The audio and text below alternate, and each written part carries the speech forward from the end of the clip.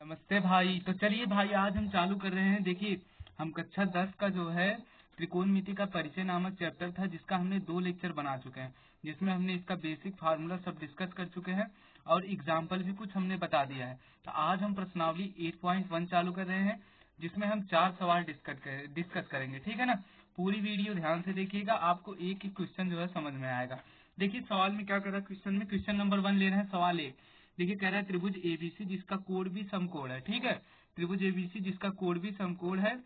तो देखिए, त्रिभुज एबीसी है तो पहले बना लीजिए, कोण भी समकोण है, यानी समकोण मतलब 90 अंश वाला कोण भी है। फिर ए इसको नाम दे दीजिए और बी सी हो गया।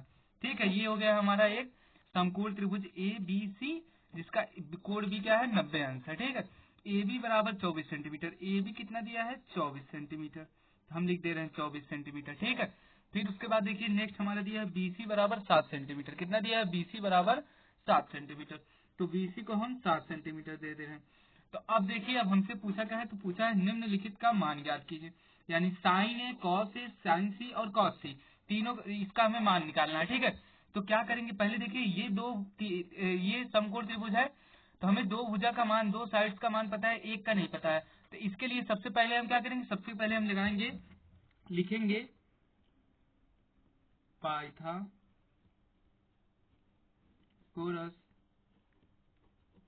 प्रमेय से। ठीक है भाई, तो हमने लिखा पाइथागोरस प्रमेय से। पाइथागोरस प्रमेय होता क्या है, तो होता है देखिए, कर्ण का स्क्वायर, कर्ण को के से लिख रहे हैं, लंब का स्क्वायर यानी एल का स्क्वायर, आधार का स्क्वायर यानी ए का स्क्वायर। तो देखिए, ये वाली भुजा हमारी आधार हो गई और ये भुजा लंब हो गई। देखिए, अभी इसको हम डिसाइड नहीं कर सकते हैं, ठीक है, लेकिन एक तरीके से हम मान ले रहे हैं और हमें कर्ण का मान निकालना है। तो कर्ण का स्क्वायर बराबर लंब का स्क्वायर यानी 7 का स्क्वायर प्लस आधार का स्क्वायर यानी 24 का स्क्वायर। ठीक है, आगे देखिए, कर्ण का स्क्वायर बराबर 7 का स्क्वायर कितना हो जाएगा, 49 हो जाएगा। ठीक है, अब 24 का स्क्वायर कितना होगा, 24 का स्क्वायर हमारा हो जाएगा 576 हो जाएगा। ठीक है, कर्ण का स्क्वायर बराबर क्या हो जाएगा, 49 में 576 जोड़ेंगे तो 625 हो जाएगा। कर्ण बराबर कितना हो जाएगा, रूट में 625 हो जाएगा, यानी कर्ण का मान कितना आ जाएगा, 25 आ जाएगा। ठीक है, हमारा कर्ण का मान निकल गया, यानी कर्ण की एक भुजा जो नहीं पता था, हमने पाइथागोरस प्रमेय लगाया और उससे लगा करके एक भुजा का मान 25 निकाल लिया। ठीक है भाई, अब देखिए, अब जब 25 निकल गया ना, तो अब हमें मान निकालना था साइन ए कॉस ए का। तो पहले लिखिए साइन ए। साइन ए बराबर होता क्या है भाई, होता है देखिए, साइन ए यानी थीटा ये वाला है, तो लंब ये हो गया, आधार ये हो गया। ठीक है, साइन ए बराबर होता है लंब बटे कर्ण। लंब कितना है 7 और कर्ण कितना है 25, तो 7 बटे 25 हो गया। दूसरा मान हमें किसका निकालना था, दूसरा निकालना था कॉस ए का। तो कॉस ए बराबर क्या होता है, ए यानी थीटा ये है, तो आधार ये हो जाएगा, आधार बटे कर्ण, यानी आधार कितना है 24 और कर्ण कितना है 25। तो हमारा हो गया 24/25। देखिए यहाँ पर 24/25 हो गया। ठीक है, ये हो गया। नेक्स्ट देखिए, नेक्स्ट हमें क्या निकालने को कहा है।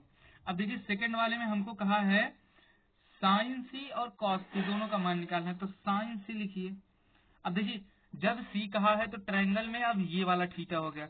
जब ये वाला थीटा हो गया तो इसके सामने की भुजा ये लंब हो गई और अब ये आधार हो गया। ठीक है भाई, अब चीज उल्टी हो गई। ठीक है, क्योंकि साइन सी कहा है तो सी वाला हम थीटा बना दिए, इसके सामने की भुजा ये लंब हो गई। तो देखिए, अब क्या होगा, लंब बटे कर्ण।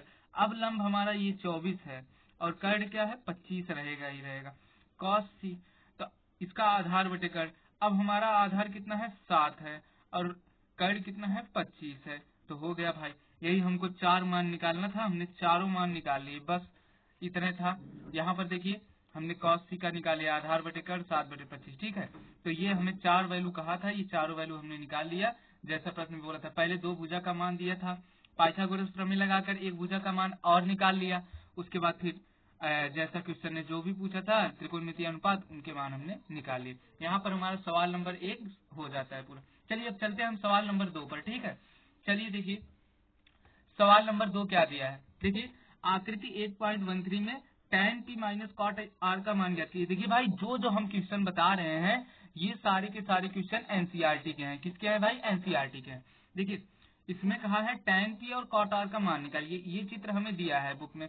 तो देखिए, ये चित्र दिया है ना, तो देखिए, पहले हम एक तरीके से मान लेते हैं, ये हमारा लंब है, ये कर्ण है और हमें आधार नहीं पता है। ठीक है, तो पहले हम क्या बताए थे, अगर दो भुजा का मान पता हो, एक भुजा का नहीं पता हो, तो सीधे से सीधी बात है, हम यहाँ पर लगाएंगे क्या, पाइथागोरस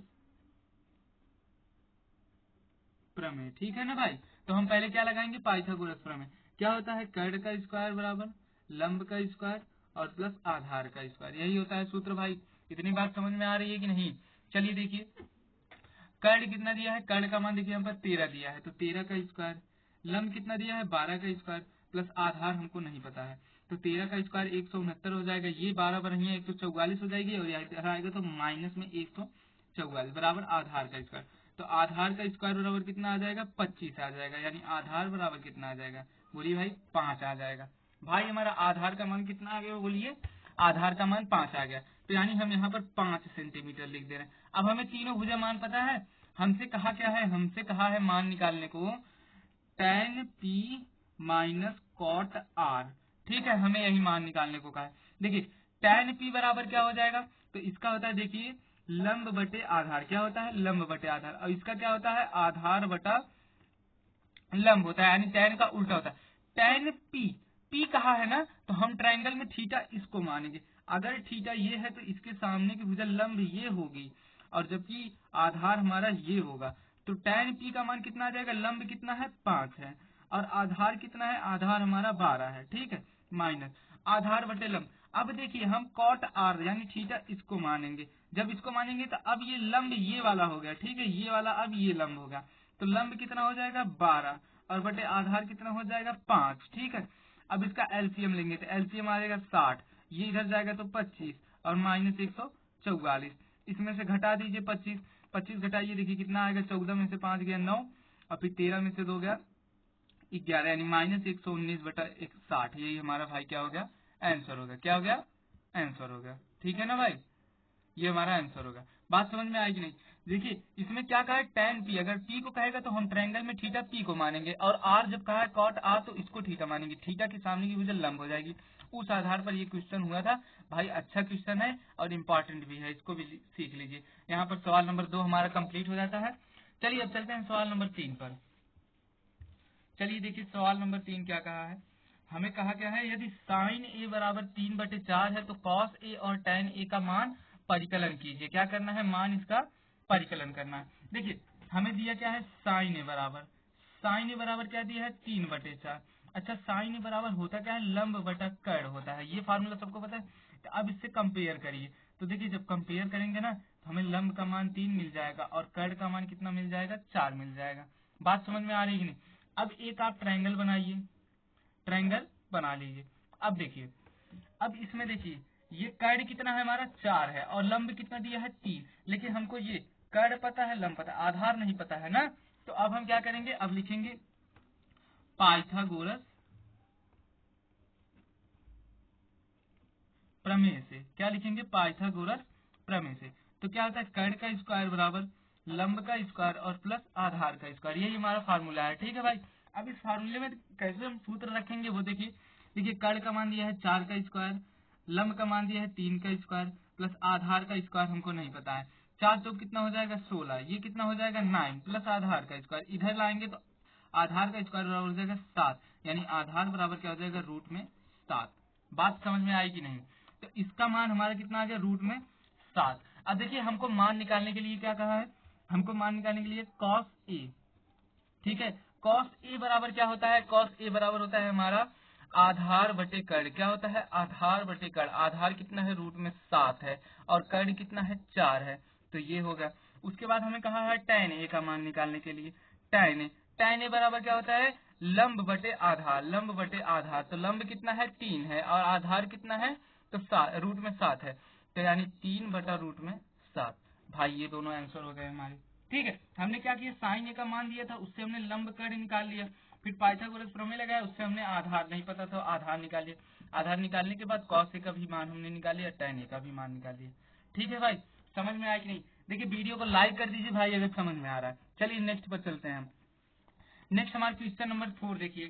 क्वेश्चन नंबर 4 भी भाई जैसे क्वेश्चन नंबर 3 था वैसे ही क्वेश्चन नंबर 4 है। ध्यान से देखिए क्या कहा है, 15 cot a बराबर 8 हो तो साइन ए और सेक ए का मान निकालना है। पहले क्या करिए, देखिए लिखा है क्या, 15 cot a बराबर 8। ठीक है, cot a को यही रहने दीजिए। ठीक है, 15 को उधर ले जाइए तो भाग में हो गया 8/15 हो गया। ठीक है, अच्छा, कॉट ए का फार्मूला क्या होता है? तो कॉट ए का फार्मूला होता है आधार बटा लंब। क्या होता है? आधार बटा लंब। आधार का इससे कंपेयर करिए, लंब का इससे। तो आधार यानी ए का मान आ गया 8, लंब का मान कितना आ गया 15। अब देखिए एक ट्रायंगल बनाइए, ट्रायंगल बन गया भाई कि नहीं? देखिए ट्रायंगल में हमें आधार कितना दिया है 8, लंब कितना दिया है 15। हमें कर्ण नहीं पता है, ठीक है, कर्ण नहीं पता है, तो फिर से हम पाइथागोरस प्रमेय लगाएंगे। ठीक है भाई, देखिए अब लिखेंगे हम क्या, पाइथागोरस प्रमेय से। ठीक है, पाइथागोरस प्रमेय से। तो ये क्या होता है, देखिए भाई होता है कर्ण का स्क्वायर बराबर लंब का स्क्वायर प्लस आधार का स्क्वायर। ठीक है, कर्ण का स्क्वायर बराबर लंब कितना दिया है, लंब देखिए 15, 15 का स्क्वायर करेंगे 225, और आधार यानी 8 का स्क्वायर यानी 64। कर्ण का स्क्वायर बराबर कितना आ जाएगा, इसको जोड़िए, देखिए 9 8 2 289 आ गया। ठीक है ना, तो कर्ण बराबर क्या हो जाएगा, रूट में 289, और भाई रूट में 289 का मतलब होता है इसका आंसर कितना आ गया 17। यानी हमको कर्ण का मान मिल गया कितना, 17 मिल गया। ठीक है, अब जो जो पूछा है अब हम उसको निकाल सकते हैं। पहले तो हमें दो भुजा पती थी, एक भुजा नहीं पता था, फिर हमने क्या किया, पाइथागोरस प्रमेय लगा दी, और पाइथागोरस प्रमेय लगाने के बाद हमने इसका जो है कर्ण का मान 17 निकाल लिया। अब उसके बाद देखिए कर्ण का मान हमने यहाँ पर 17 रख दिया, रखने के बाद अब हो गया। अब देखिए पहला मान हमें निकालने के लिए किसका कहा गया है, साइन ए का। ठीक है, साइन ए का मान का है, तो साइन ए बराबर क्या होता है, लंब बटा कर्ण होता है। लंब कितना है 15, कर्ण कितना है देखिए 17 है, तो 15 बटे 17 इसका आंसर होगा। फिर उसके बाद हमें मान निकालने को कहा है सेक ए का, तो सेक ए बराबर क्या होता है, सेक ए बराबर देखिए होता है क्या हमारा, कर्ण बटा आधार। क्या होता है, कर्ण बटा आधार। कर्ण कितना दिया है 17, और आधार कितना दिया है 8, यानी 17 बटे 8 हो गया भाई हमारा आंसर। बस, तो आज हमने भाई ना सवाल नंबर 1 2 3 4 डिस्कस किया। देखिए भाई अगर क्वेश्चन एक बार में नहीं समझ में आता है तो आप दोबारा भी देखिए। ठीक है, तो देखिए हमने सवाल नंबर 1 भी सॉल्व किया आज, फिर सवाल नंबर 2 भी सॉल्व किया, और यहाँ पर 3 सवाल किया, और सवाल नंबर 4 कर दिया। ठीक है भाई, तो आज यहीं पर वीडियो खत्म करते हैं, मिलेंगे कल, और कल हम इसके आगे के क्वेश्चन भी कराएंगे। ठीक है, तो ये चैनल को सब्सक्राइब कर लीजिएगा, और आप चैनल में जब जाएंगे तो वहां पर आपको इससे रिलेटेड और भी वीडियो मिल जाएंगी, उसको भी आप देख सकते हैं। Thank you.